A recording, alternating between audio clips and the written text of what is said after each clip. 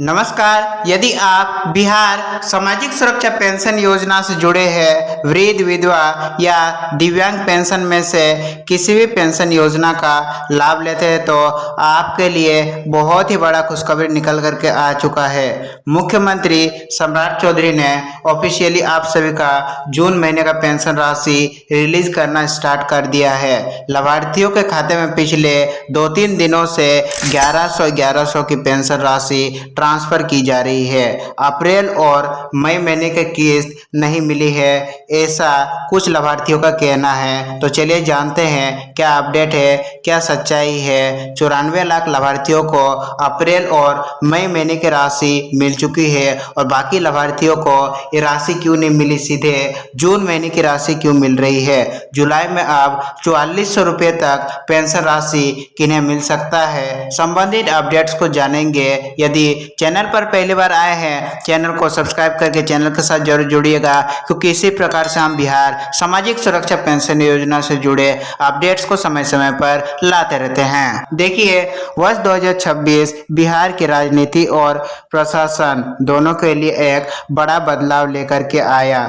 15 अप्रैल 2026 को राज्य में नेतृत्व परिवर्तन हुआ और सम्राट चौधरी ने मुख्यमंत्री पद की जिम्मेदारी संभाली। नई सरकार ने शुरुआत से ही ये संदेश दिया कि सामाजिक सुरक्षा योजनाओं को प्राथमिकता दी जाएगी और गरीब, वृद्ध, विधवा तथा दिव्यांग लाभार्थियों को समय पर पेंशन उपलब्ध कराना सरकार की जिम्मेदारी होगी। लेकिन कई लोगों के खाते में मार्च, अप्रैल, मई और जून तक की नियमित भुगतान नहीं पहुंची है, यानी कि 4 महीने की किस्तें 4400 तक की राशि अभी तक लाभार्थियों के खाते में लंबित है।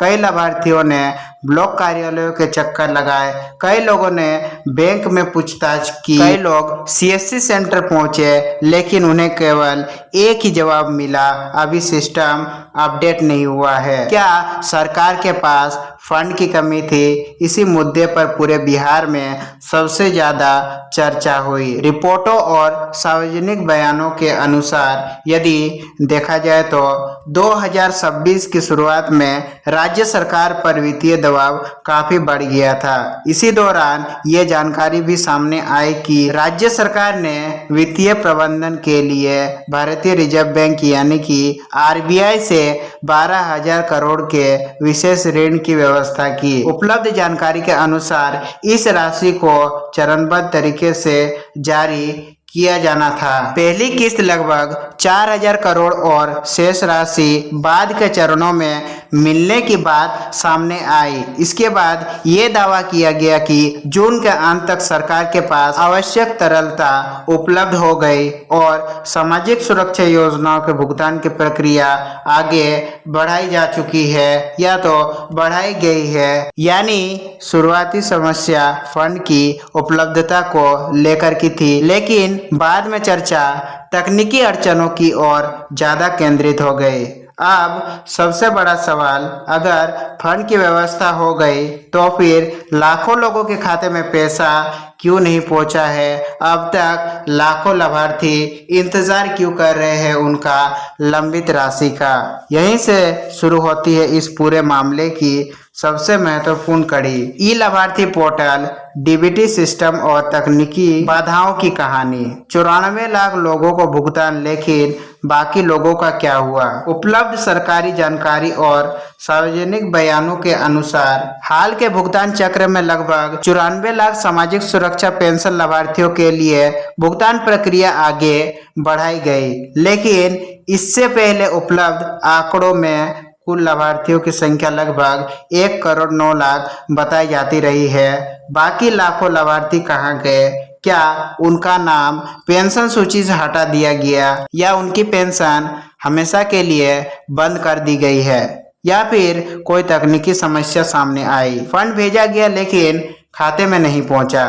बहुत से लोगों को लगता है कि अगर सरकार कहती है कि पैसा भेज दिया गया तो वह सीधे बैंक खाते में पहुंच गया होगा, लेकिन डीबीटी सिस्टम ऐसे काम नहीं करता। पहले पैसा सरकारी खजाने से भुगतान प्रणाली में जाता है, इसके बाद आधार, बैंक और एनपीसीआई की कई स्तरों वाली प्रक्रिया पूरी होती है और तभी पैसा अंतिम बैंक खाते में क्रेडिट होता है। यानी कि ऐसा नहीं है कि पैसा को जारी किया जाता है और आपके खाते में सीधे क्रेडिट होता है। इसके बीच में कई सारी प्रणाली, कई सारी प्रक्रिया से गुजरने के बाद ही ये पेंशन राशि आपके खाते में क्रेडिट हो पाती है। सरकार द्वारा पैसा भेजना और लाभार्थी के खाते में पैसा पहुंचना दो अलग अलग प्रक्रियाएं हैं। यही अंतर लाखों लोगों की परेशानी का कारण बन गया। देखिए, इसी बीच बिहार पेंशन से संबंधित बड़ी अपडेट सामने निकल करके आ रही है। 6 जुलाई यानी कि सोमवार से ही लाभार्थियों के खाते में 1100 रुपये की पेंशन राशि भेजी जा रही है। जिन्हें अप्रैल और मई महीने की पेंशन राशि नहीं मिली थी, उन्होंने समय पर अपना जीवन प्रमाणीकरण नहीं करवाया था, उन्हें अभी वर्तमान में सिर्फ 1100 रुपये ही पेंशन राशि यानी कि जून महीने की राशि दी जा रही है। सरकार द्वारा फिलहाल अभी कोई भी अपडेट नहीं दिया गया है कि आपका अप्रैल और मई महीने की पेंशन राशि कब तक दी जाएगी। उम्मीद है कि जुलाई के महीने में ही, जुलाई के अंत तक ये पेंशन राशि क्लियर की जाए। 2200 की राशि आप सभी को एरियर के रूप में दे दी जाए। फिलहाल अभी आपके खाते में 1100 की राशि भेजी जा रही है। क्या आपको यह राशि प्राप्त हुई या नहीं हुई है, एक बार कमेंट सेक्शन के माध्यम से बताना ना भूलिएगा। आखिर ई लाभार्थी पोर्टल अपडेट क्यों नहीं हो रहा है? लाखों लाभार्थी अपना स्टेटस क्यों नहीं चेक कर पा रहे हैं? अब बात करते हैं उस वेबसाइट की जिससे लगभग हर लाभार्थी रोज खोल करके देख रहे हैं। वो पोर्टल है ई लाभार्थी पोर्टल। लेकिन पिछले कई महीनों से लाखों लोगों की शिकायत है कि स्टेटस अपडेट नहीं हो रही है। यहाँ पर पुराने भुगतान दिखाए जा रहे हैं। पहले के मार्च, फरवरी या जनवरी 2026 तक के रिजल्ट ही वेबसाइट पर शो हो रहे हैं। बेनिफिशियरी नोट फाउंड जैसे इशूज भी देखने को मिले हैं। पेमेंट पेंडिंग दिखा रहा है, वेबसाइट खुल ही नहीं रहा है, कई बार वेबसाइट पर एरर देखने को मिलता है।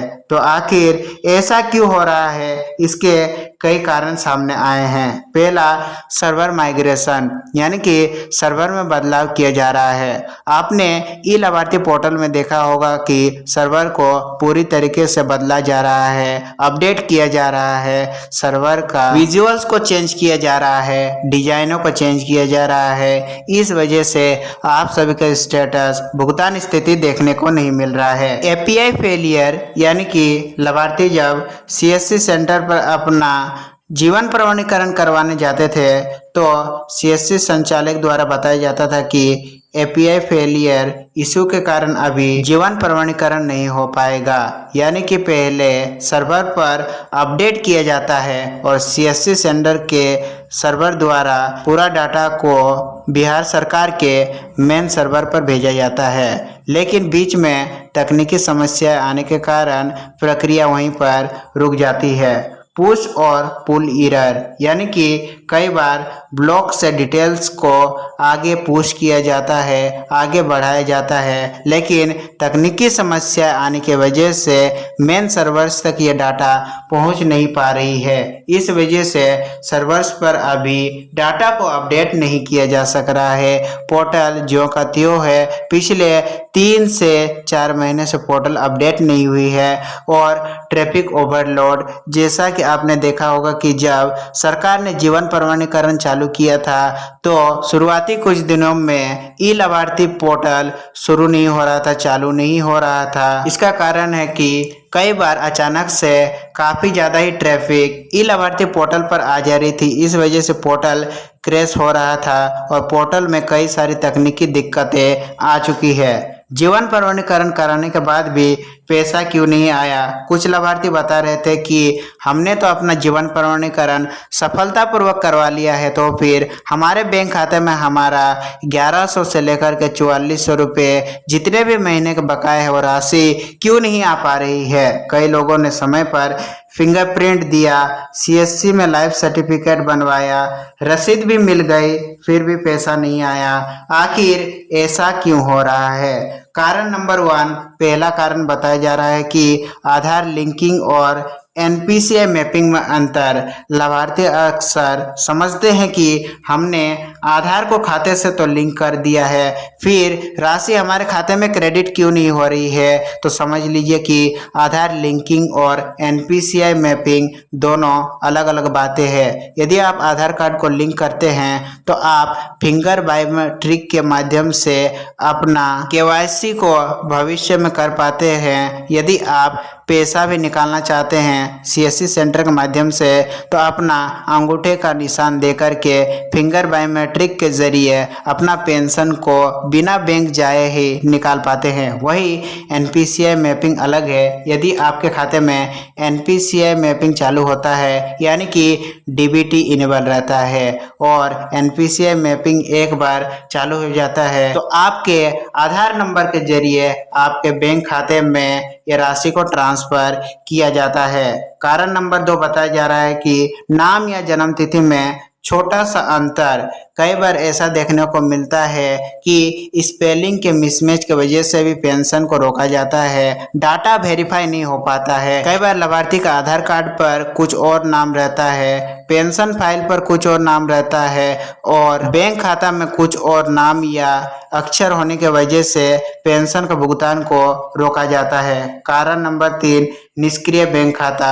यदि आपका बैंक खाता किसी कारणवश फ्रीज या बंद कर दी गई है तो भी आपका भुगतान को रोका जा सकता है। अगर आपने जीवन प्रमाणीकरण करवाया है, बैंक खाता आपका चालू है, आधार लिंक है, फिर भी भुगतान नहीं आया तो इसका मतलब ये नहीं है कि आपका नाम कट गया है। कई मामलों में समस्या तकनीकी सत्यापन, डेटा सिंक्रोनाइजेशन या डीबीटी प्रक्रिया से जुड़ी हो सकती है। उपलब्ध जानकारी के अनुसार सरकार लगातार ये कहती रही है कि सामाजिक सुरक्षा पेंशन को नियमित बनाने के प्रयास जारी है। यदि किसी लाभार्थी का जीवन प्रमाणीकरण पूरा है, बैंक खाता सक्रिय है, आधार और बैंक विवरण सही है तथा डीबीटी संबंधी तकनीकी प्रक्रिया पूरी है तो भुगतान प्रक्रिया सुचारू होने की संभावना बेहतर मानी जा सकती है। लेकिन जिन मामलों में रिकॉर्ड या तकनीकी स्तर पर त्रुटियां हैं उन्हें पहले सुधारना आवश्यक होगा। यदि इन सभी में से किसी भी चीज़ों में आपकी दिक्कतें हैं तो तुरंत जाकर के इन सभी दिक्कतों को सॉल्व करें ताकि बिहार सरकार जब भी अगली किस्त जारी करे तो आपका भी लंबित राशि का भुगतान कर सके, आपके भी बैंक खाते में रुकी हुई राशि प्राप्त हो सके। 2026 का यह पूरा घटनाक्रम हमें एक महत्वपूर्ण सीख देता है। डिजिटल व्यवस्था तभी सफल मानी जाएगी जब उसका लाभ बिना किसी अतिरिक्त परेशानी के अंतिम लाभार्थी तक पहुंचे। सामाजिक सुरक्षा पेंशन केवल आर्थिक सहायता नहीं है बल्कि लाखों बुजुर्गों, विधवाओं और दिव्यांगजनों के लिए जीवन यापन का महत्वपूर्ण सहारा है। इसीलिए यह जरूरी है कि भुगतान प्रक्रिया समय पर हो, तकनीकी बाधाएं कम हो और लाभार्थियों को बार बार कार्यालयों के चक्कर ना लगाने पड़े। उम्मीद है कि संबंधित विभाग तकनीकी समस्याओं का समाधान तेजी से करेगा और पात्र लाभार्थियों तक पेंशन समय तक पहुंचेगी। अगर आपको ये वीडियो उपयोगी लगी हो, थोड़ा सा भी इंफॉर्मेटिव लगी हो, हमारा इंफॉर्मेशन देने का तरीका यदि थोड़ा सा भी पसंद आया हो तो वीडियो को एक लाइक जरूर कर दीजिएगा, क्योंकि ये सभी इंफॉर्मेशन कलेक्ट करने में हमें 3 से 4 दिन लग जाते हैं। उसके बाद ही सही जानकारी को लेकर के आते हैं, आपके लिए वीडियो को हम तैयार करते हैं। अपने परिवार,